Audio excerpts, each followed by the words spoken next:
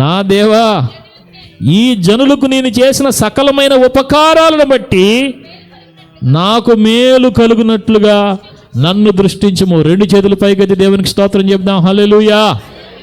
నేనేమి ఆశించకుండా నిస్వార్థంగా నీ పని చేశాను కాబట్టి, నేను ఎవరి దగ్గర నుంచి ఏమి తీసుకోకుండా ఈ పని చేశాను కాబట్టి నీవు నన్ను దృష్టించు నాయనా అని ప్రార్థన చేస్తున్నాడు. ఏమండి, ప్రతి ఒక్కరికి తగిన ఫలాన్ని ఎవరివ్వాలి చెప్పండి?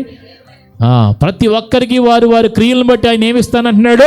ప్రతిఫలం ఇస్తానన్నాడు. ఇదిగో నేను సిద్ధపరిచిన జీతం నా యుద్ధం ఉన్నది, ప్రతి వాని జీతం పట్టుకొని ప్రభు అయిన యేసు త్వరలో రాబోతున్నాడు. ఈరోజు ఈ భక్తి జీవితంలో నువ్వు ప్రయాసపడ్డావా, కష్టపడ్డావా, దేవుని కొరకు నమ్మకంగా జీవించావా, గుప్పిళ్ళు విప్పావా, నువ్వేం చేస్తావో నీ క్రియలన్నీ కూడా లెక్కకు వస్తాయి. హల్లెలూయా. నమ్మకంగా నీవు ఉన్నప్పుడు నీ నమ్మకత్వాన్ని బట్టి నీకు రావాల్సిన శ్రేష్టమైన ఆశీర్వాదాలు దేవుడు సిద్ధంగా ఉంచాడు. అందుకని ఈ జనులకు నేను చేసిన సకలమైన ఉపకారాలను బట్టి నాకేం చేయమంటున్నాడు? నాకు మేలు కలిగినట్లుగా నన్ను దృష్టించు. ఏమండి, దేవుడు నెహెమ్యాని ఊరికినే ఎన్నుకున్నాడా? ఇలాంటి గొప్ప కార్యాలు చేస్తాడని తెలుసు కాబట్టే దేవుడు ఎవరిని ఎన్నుకున్నాడు చెప్పండి? నెహెమ్యా గారిని ఎన్నుకున్నాడు. దేవునికి ఏ మహిమ కలుగును గాక.